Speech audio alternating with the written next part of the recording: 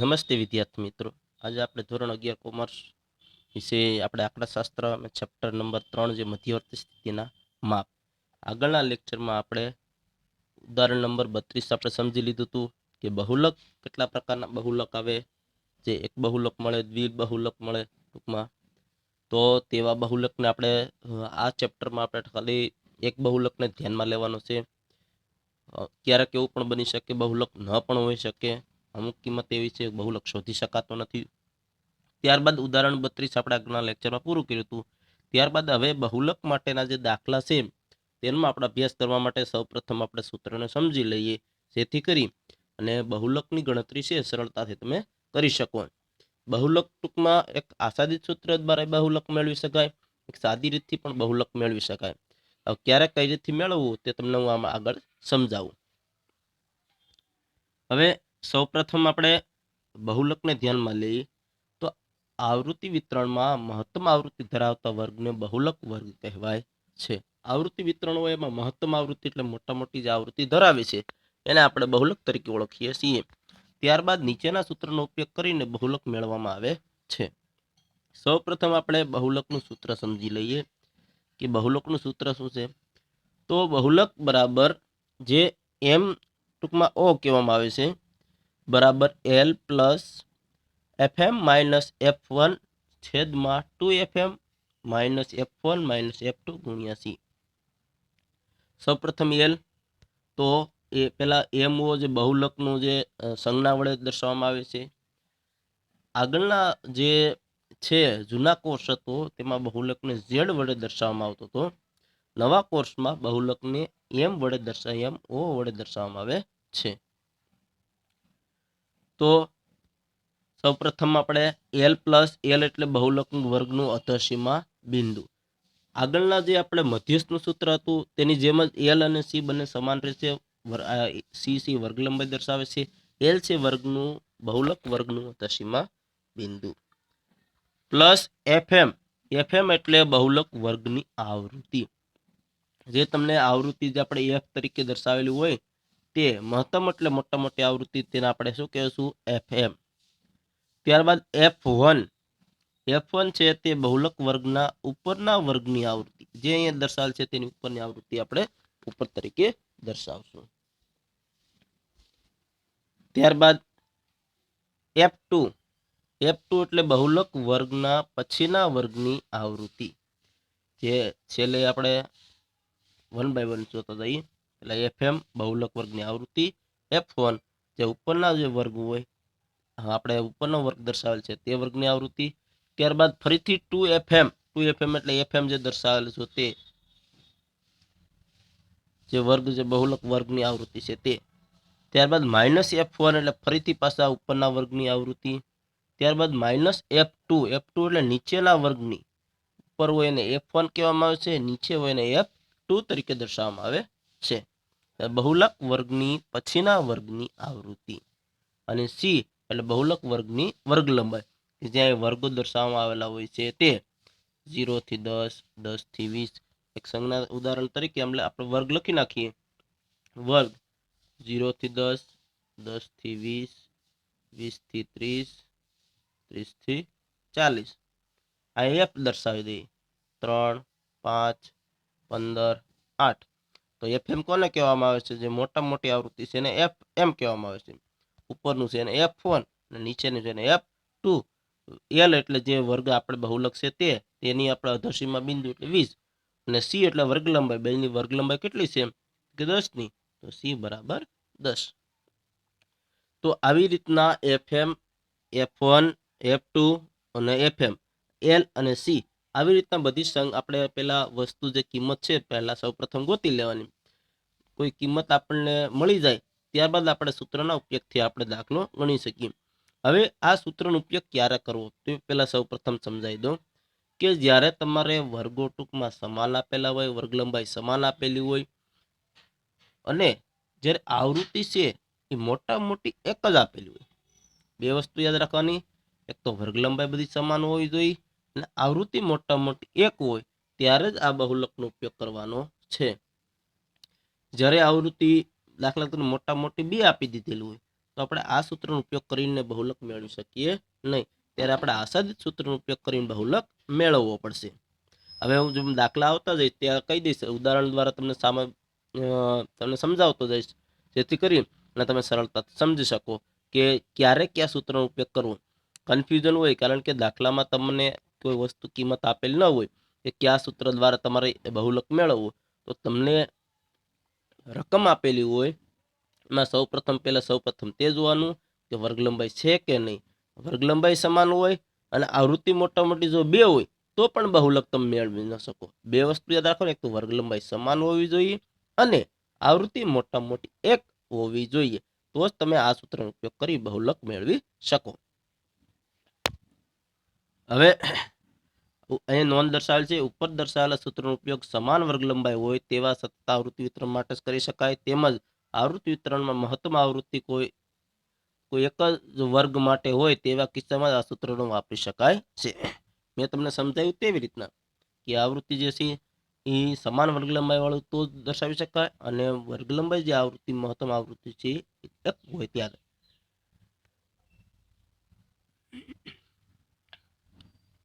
ત્યારબાદ જે આવૃત્તિ વિતરણમાં આવૃત્તિઓ શરૂઆતમાં વધે છે, મહત્તમની આવૃત્તિ સુધી પહોંચીને પછી ઘટતી જાય છે, તેવા આવૃત્તિ વિતરણને નિયમિત આવૃત્તિ વિતરણ કહેવાય છે.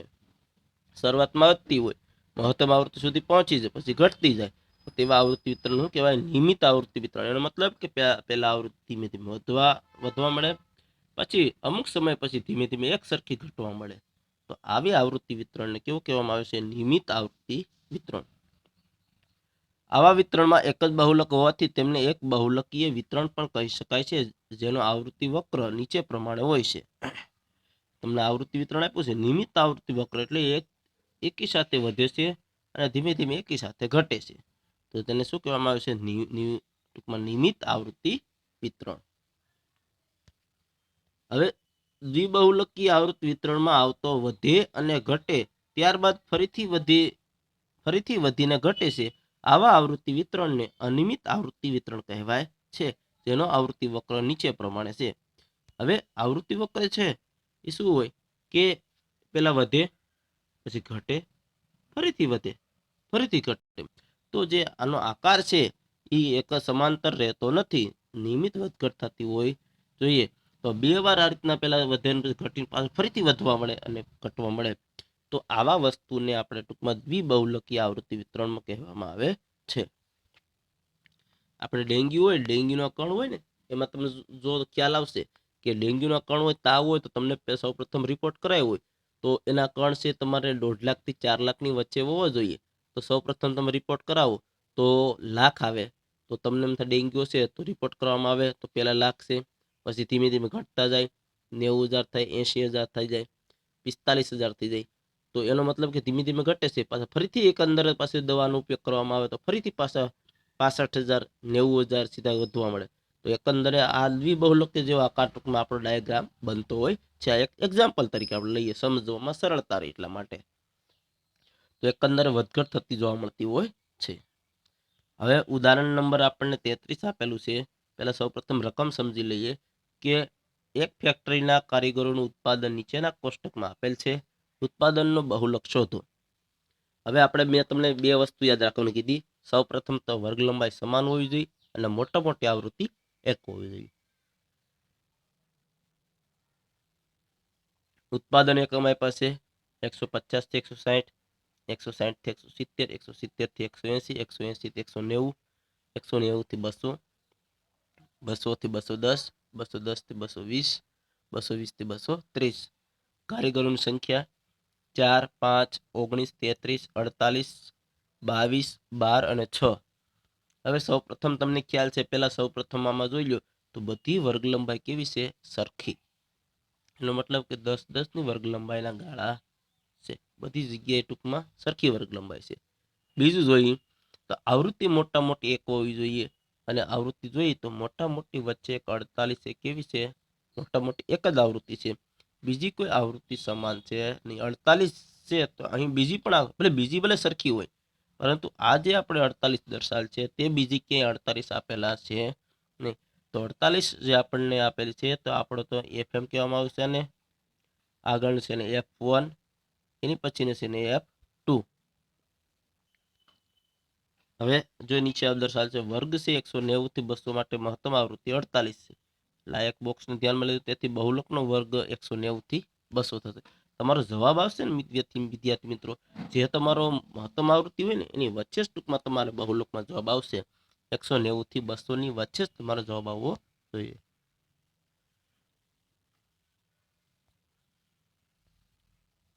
સૌ પ્રથમ જોઈએ,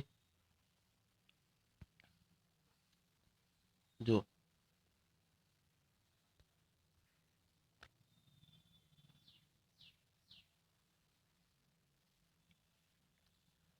હવે એમાં સ્ક્રીન કપાઈ જાય છે થોડુંક, જોઈએ તો એલ છે આપણો કેટલો થશે 190. F1 ઉપરની પેલા સૌપ્રથમ FM લઈ લઈ, FM 48. F1 ઉપરની છે ને F1 કહેવામાં આવશે 33. F2 22 આવશે. વર્ગ લંબાઈ સી કેટલાની છે 10 ની છે. એટલી વસ્તુ આપણને ટૂંકમાં કોષ્ટકમાંથી મળી જાય. ફરીથી એકવાર સમજાઈ દો, યાદ રાખજો. આપણે કોષ્ટક સૌપ્રથમ જે મહત્તમ આવૃત્તિ છે મોટા મોટી તેને ધ્યાનમાં લેવાનું છે. તેમાં સૌપ્રથમ એલ આપણે દર્શાવે છે 190. આ પહેલો એલ દશીમાં છે તે. ત્યારબાદ FM આવશે 48, કારણ કે આને FM કહેવામાં આવશે. ઉપરનો છે ને F1 કહેવામાં આવશે. નીચેની આવૃત્તિ છે ને F2. તો F1 કેટલા આવશે 33, F2 આવશે 22 અને વર્ગ લંબાઈ કેટલી આવશે 10. એટલી વસ્તુ આપણને કોષ્ટકમાંથી જ મળી જશે. આપણે તે જ કિંમતનો આપણે ઉપયોગ કરવાનો નીચે થશે. હવે આ સૂત્રમાં MO બરાબર L plus FM minus F1 છેદમાં 2FM minus F1 minus F2 ગુણ્યા C. તો L આપણને 190 આપેલા છે, તેલની જગ્યાએ 190 મૂકી દઈએ. F1 48 છે તો 48 મૂકી ગયો. F1 33 છે તો 33 મૂકી ગયો. વચ્ચે માઇનસ નિશાની મૂકતા જાઓ. ત્યારબાદ 2FM એટલે બે કૌંસની અંદર લખી નાખવાનું 48. માઇનસના માઇનસ, F1 ની કિંમત 33 માઇનસ F2 ની કિંમત છે 22 ગુણ્યા C કેટલો છે 10. તો 10. તો આ સૌ પ્રથમ આપણે જે રકમ છે એને આપણે સૌ પ્રથમ સૂત્રમાં મૂકી દેવાની. હવે આ જે સૂત્રમાં આપણે કિંમત જે આ પ્રમાણે મૂકી દીધી, ત્યારબાદ સૌ પ્રથમ શું કરવાનું, જો અહીંથી વિદ્યાર્થી મિત્રો ગણતરીમાં ખાસ ભૂલ થવાની શક્યતા વધારે રહી, કારણ કે ભાગુ સબાના અમુક નિયમ પ્રમાણે અમુક આપણી ગણતરી પ્રમાણે હાલવું પડે.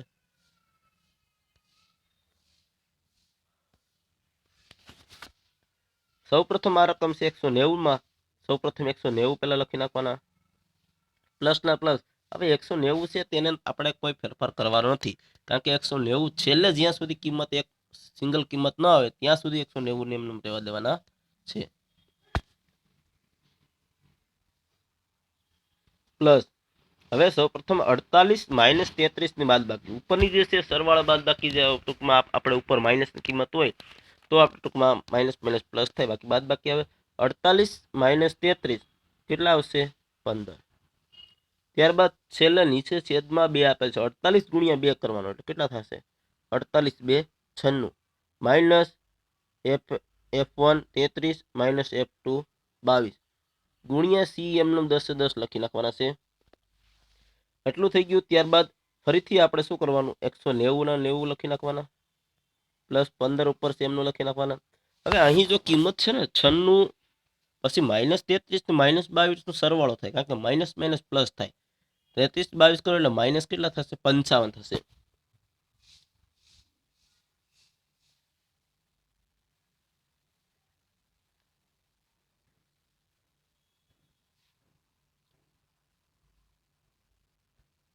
ગુણ્યા C. જો માઇનસ 33 ફરીથી લઈ લઉં,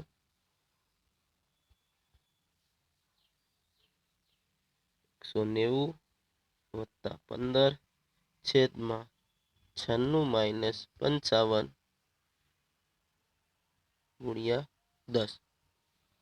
હવે 190 હવે -33 અને -22, કારણ કે આ બંને કિંમત માઇનસ માઇનસ છે ને પ્લસ થઈ જાય. 33 ને કેટલા થઈ જશે? 22 55, એટલે 96 - 55 ગુણ્યા 10. હવે શું કરવાનું? 190 પ્લસ 15 ના 15 એમનું 96 - 55 કરો એટલે કેટલા આવશે? 41 ગુણ્યા ટૂંકમાં 10. હવે શું કરવાનું? આ બંને કિંમતનો ઉપર ગુણાકાર કરી નાખવાનો. 10 ને અહીં ઉપર સાથે ગુણાઈ જશે એટલે શું થઈ જશે? ટૂંકમાં આ કિંમત છે 10 નીકળી જશે અને આ જગ્યાએ શું થઈ જશે? મીંડું એટલે 150. પછી શું કરવાનું? 190 પ્લસ 150 ભાગ્યા 41 કરવાના છે. 150 ભાગ્યા 41 ટૂંકમાં 150 ભાગ્યા 41 કરશું એટલે આવશે તમારો જવાબ આવશે આપણે 3.6585. 190 પ્લસ 3.6585. હવે આ બે કિંમત આવે એનો આપણે સરવાળો કરવાનો છે. 190 પ્લસ 3.6585 એનો સરવાળો કરશો એટલે આવશે 193.6585. 190 માં 3 પ્લસ કરો એટલે કેટલા આવશે? 193. 193.6585. હવે ત્રીજો તમને અહીં જોઈ છે 5 થી મોટો છે એટલે આમાં ઉમેરાઈ જાય. 193.65 છે જગ્યાએ કેટલા થઈ જશે? 66. તો 193.66. તો આ ઉત્પાદનનો એકમ, ઉત્પાદનનો બહુલક 193.66 એકમ થાય છે. તો મેં તમને કીધું હતું કે આપણો જવાબ છે એ જે કિંમત આપણે બહુલક લીધેલ છે તેની વચ્ચે જ આવવો જોઈએ. તો આપણે 193.65 છે એ આપણે આ કિંમતની વચ્ચે જ આવે છે. 190 ને 200 ની વચ્ચેની જ કિંમત ગણાય છે. જો તમારો બહુલક આની કરતા નાનો આવ્યું અથવા એની કરતા કિંમત મોટી આવી હોય તો તમારે ધ્યાન રાખવાનું તમારો દાખલો ખોટો છે તો કઈ જગ્યાએ ભૂલ છે તે તમારે શોધી શકાય. એક્ઝામમાં અહીં તો તમને જવાબ સામે છે એટલે ખ્યાલ આવી જાય, પરંતુ એક્ઝામમાં કે તો દાખલા ગણતા હોય ત્યારે તમારી સામે કોઈ વસ્તુ હોતી નથી, પણ તમારે ટેલી કરવા માટે ટૂંકમાં એક અંદાજિત રકમ તમે મેળવી શકો કે આ કિંમતની વચ્ચે કિંમત હોય તો દાખલા સાચો થવાની શક્યતા ટૂંકમાં વધારે રહી. આની નીચે કિંમત જાય અથવા આની ઉપર જાય તો 100% દાખલો કેવો હોય? ખોટો હોય.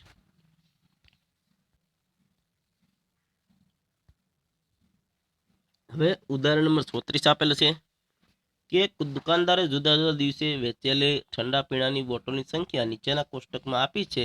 ઠંડા પીણાની બોટલના વેચાણનું બહુલક શોધો. હવે ઠંડા પીણાની વાત કરી છે કે ઠંડા પીણાનું બોટલનું વેચાણ કરે છે, દાખલા કે કોકોકોલા છે, થમ્સઅપ છે. તો આ બધી કોઈ વસ્તુ છે ઠંડા પીણા છે એને વેચવા માટે દુકાનદારે અમુક એને બહુલક મેળવવો છે, એટલે વધારે કઈ ટૂંકમાં પ્રમાણમાં કેટલું સોડાનું ટૂંકમાં દિવસો, કેટલા દિવસો એવા છે કે જેનું પ્રમાણ બોટલની સંખ્યા કેટલી વધારે છે કે જે વધારે ટૂંકમાં વેચાણ થયેલું જોવા મળે છે. તો વધારે દિવસો આપણને આપેલા છે, આપણે બોટલની ટૂંકમાં અંદાજ મારવાનો છે કેટલી બોટલ વેચાણ વધારે ટૂંકમાં થઈ રહ્યું છે.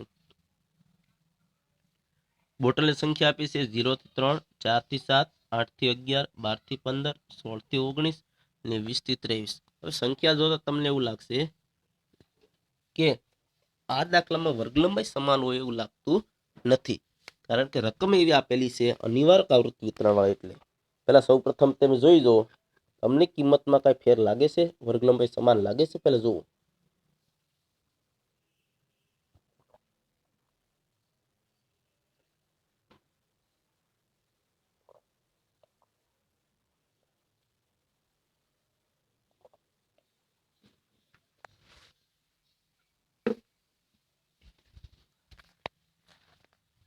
0 થી 3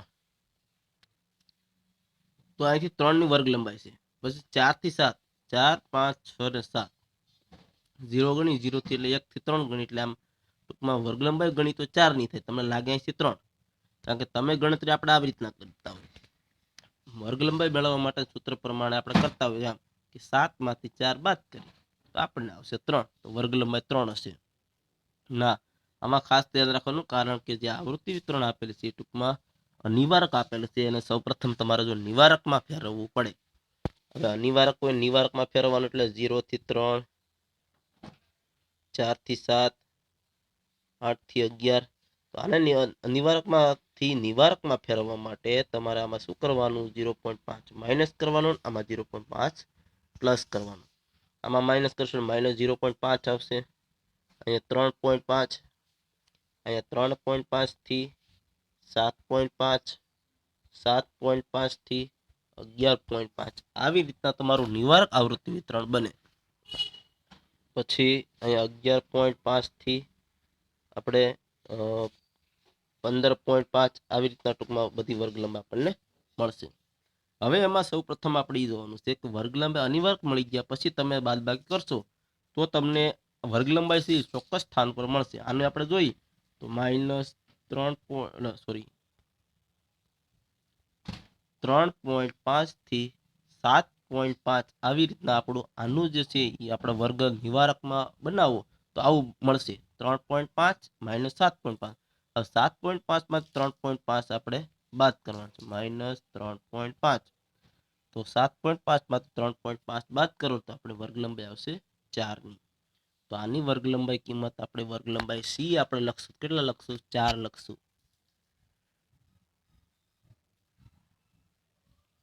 યાદ રાખજો વિદ્યાર્થી મિત્રો, ફરીથી આવૃત્તિ વિતરણ કેવું છે? અનિવાર્ય, કારણ કે અહીં 3 છે, અહીં 4 છે, અહીં 7 છે, અહીં 8 છે. ઉપર નીચેની અધોસીમા બિંદુ ઉર્ધ્વસીમા બિંદુમાં તફાવત જોવા મળે છે.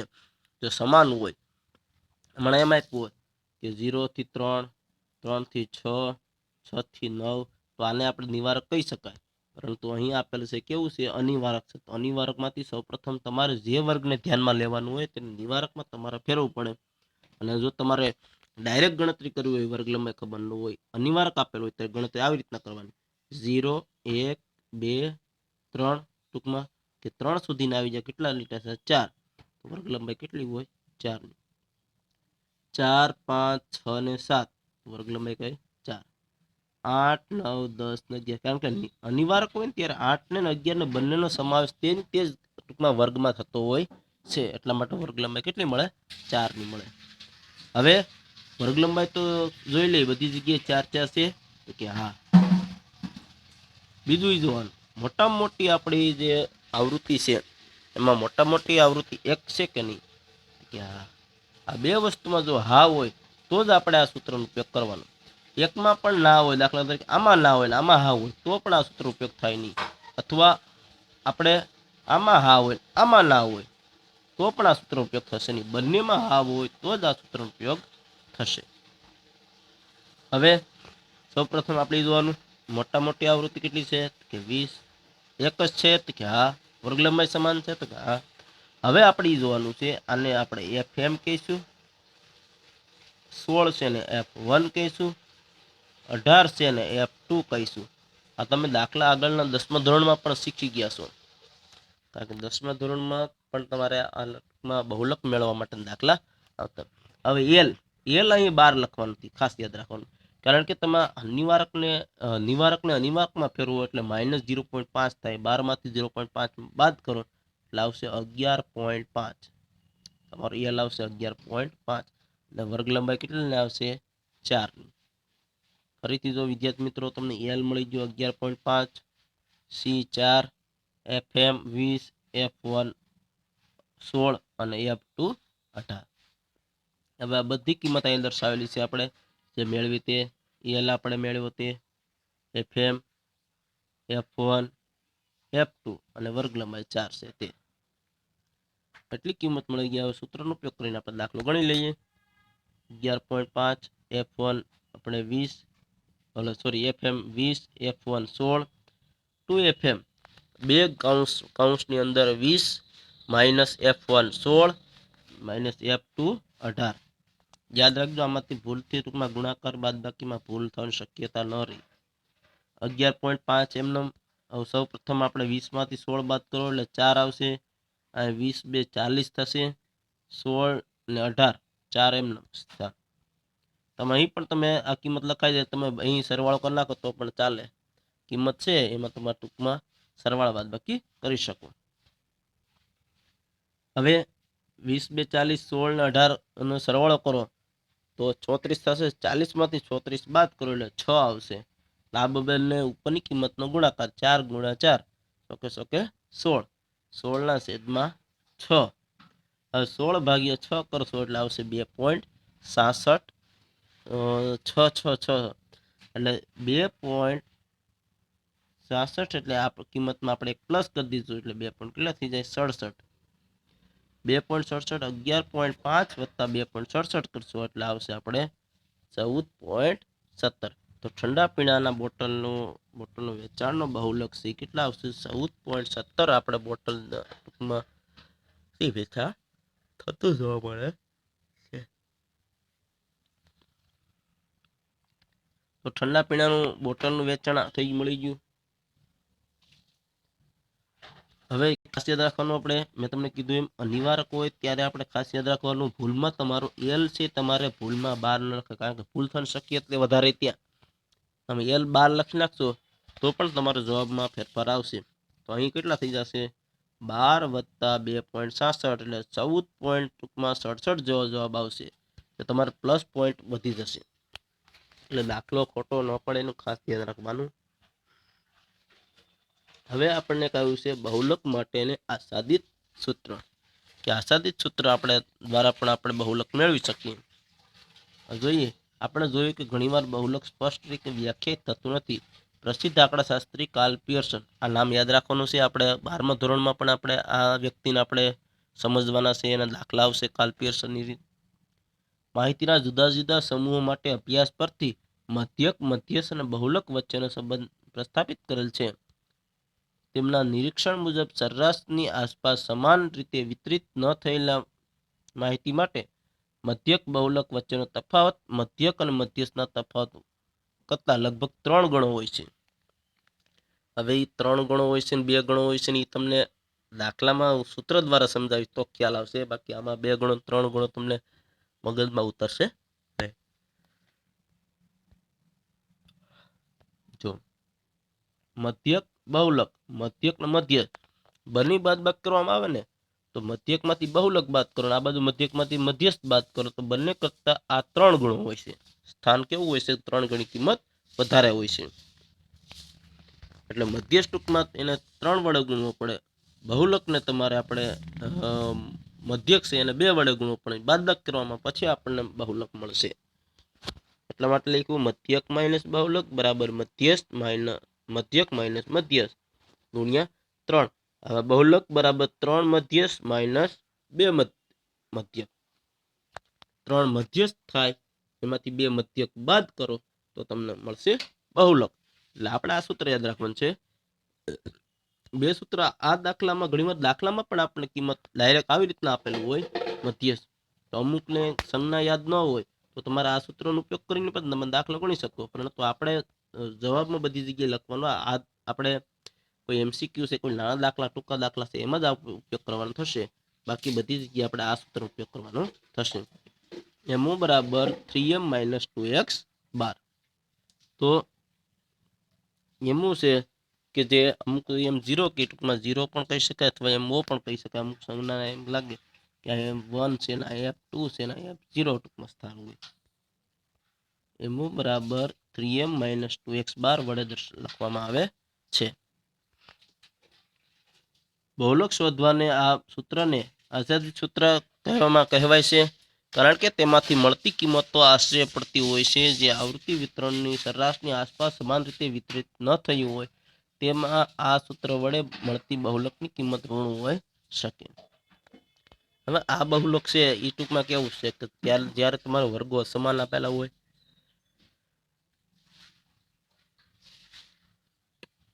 અથવા આવૃત્તિ તમારે મોટા મોટી દાખલા 2 આપેલી હોય, જો આવૃત્તિ આપણને 2 આપેલી હોય મોટા મોટી, તો પણ તમારા આ સૂત્રનો ઉપયોગ દ્વારા તમે દાખલો ગણી શકો. હવે બહુલકના સૂત્રનો ઉપયોગ નીચેની પરિસ્થિતિમાં કરવામાં આવે છે. અવર્ગીકૃત માહિતીમાં દરેક અવલોકન એક જ વખત આવતું હોય. વર્ગીકૃત માહિતીમાં શું કીધું? દરેક અવલોકન એક જ વખત આવતું હોય. બીજું, વર્ગીકૃત માહિતી માટે મહત્તમ આવૃત્તિ એક કરતાં વધુ વખત આવતી હોય. આવૃત્તિ છે મોટા મોટી એક કરતાં વધુ વાર એટલે 2 વાર આવતી હોય. સતત આવૃત્તિ વિતરણમાં અસમાન વર્ગ લંબાઈ હોય ત્યારે પણ આપણે આ સૂત્રનો ઉપયોગ કરી શકાય. જ્યારે સતત માહિતીમાં અસમાન વર્ગ લંબાઈ હોય, મેં તમને કીધું એ દાખલા 0 થી 3, પછી 3 થી 8 આપ્યું હોય, 8 થી 16 આપેલું હોય, 16 થી 20 આપેલું હોય. આ રીતના વર્ગ લંબાઈ અસમાન હોય ત્યારે પણ આ સૂત્રનો ઉપયોગ કરી શકાય. બીજું, દાખલા તરીકે વર્ગ લંબાઈ સમાન આપેલ છે 10, 10 થી 20, 20 થી 30, 30 થી 40, વર્ગ લંબાઈ સમાન 2 આપી રીતના 5, 18, 2, 18 મોટા મોટી 2 આપેલી હોય તો પણ વર્ગ લંબાઈ ભલે સમાન હોય પણ આવૃત્તિ મોટા મોટી 2 છે અને બંને સરખી છે ત્યારે આપણે ટૂંકમાં આપણે આ રીતના સદિશ સૂત્ર દ્વારા આપણે દાખલો ગણી શકાય. બીજું, ચલ માટે મિશ્ર આવૃત્તિ વિતરણ હોય કે આંશિક અસતત હોય અને બાકીનું વિતરણ સતત હોય. મિશ્ર આવૃત્તિ સતત એટલે અમુક બાજુ 0 થી 10, 10 થી 20, 20 થી 30, 30 થી 60, 60 થી 90 આ રીતના આપેલું હોય. શરૂઆતમાં ટૂંકમાં સરખું હોય પછી અસતત હોય ત્યારે પણ આ રીતના મિશ્ર આવૃત્તિ વિતરણ હોય ત્યારે પણ આપણે મેળવી શકાય. બીજું આવૃત્તિ આવી રીતના હોય 1, 2, 10, 20, પછી 30 થી 40, 40 થી 60 આવી રીતના આપેલું હોય. ટૂંકમાં પહેલા વર્ગ ન આપેલું હોય આવૃત્તિ વિતરણમાં સ્ટાર્ટિંગમાં આવી રીતના આપેલું અથવા આમ આપેલું હોય 1, 2, 3, 4 થી 7, 8 થી 10 આવી રીતના આપેલું હોય ત્યારે પણ તમે આ સૂત્રનો ઉપયોગ કરી શકશો. બીજા, આવૃત્તિ વિતરણના વક્રો ડાબી અથવા જમણી તરફનો છેડો ખૂબ જ ખેંચાયેલો હોય. ડાબી અથવા જમણી એટલે એક બાજુ ક્યારેક છેડો એવો હોય કિંમત વધે પછી એક ધારી ઘટતી હોય છે. ક્યારેક કેવું બને એક ધારી ઘટતી ધીમે ધીમે વધીને પાછી ઘટી જતી હોય છે. આવૃત્તિ વક્રમાં 2 આકારના હોય, એક આપણે આ રીતના હોય અને બીજો આપણે આવૃત્તિ વક્ર આ રીતના હોય. તો એક બાજુનો છેડો વધારે ટૂંકમાં ખેંચાયેલો જમણી બાજુ અથવા ડાબી બાજુ ત્યારે પણ આપણે ટૂંકમાં આ સૂત્ર દ્વારા તમે દાખલો ગણી શકશો.